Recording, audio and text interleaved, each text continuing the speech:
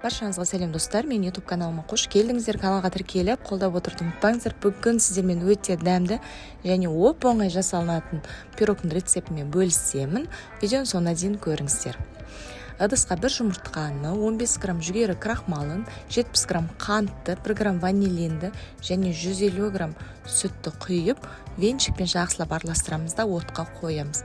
Бірден осындай темір ыдысқа жасаңыздар, яғни біз қайнатпалы крем жасаймыз.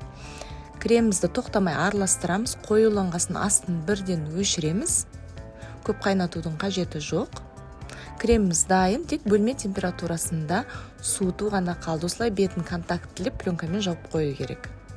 Енді қамырымызды әзірлейміз. 2 жұмыртқа, қант, шым-шым тұзды қосып, жұмыртқамыз ағарғанша көпіргенше жақсылап венчикпен араластырып шығамыз. Жұмыртқамыз көпіріп ұлғайды. Енді 50 грамм сұйық майымызды, 100 грамм сүт және 170 грамм ұн, 5 грамм қопсытқышты қосып, қамырымызды иілейміз.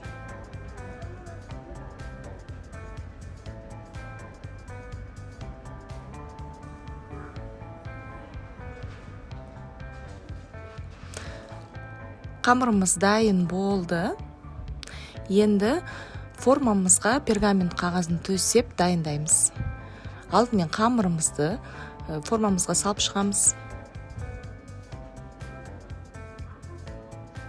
Енді жаңағы суыған кремімізді алып, осындай кондитерлік пакетке салып, қамырымыздың үстіне әртүрлі өзіңіздің ойыңызбен білесіз, ромбиктап, төртбұрыштап, болмаса домалақтап құйып шықсаңыз болады.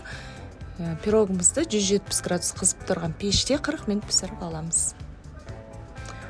Осындай жасалу жолы оп-оңай, өте дәмді пирог дайын болды. Міндетті түрде жасап көріңіздер. Барлықтарыңызға ұнайтынына сенімдемін. Баршаңызға рахмет.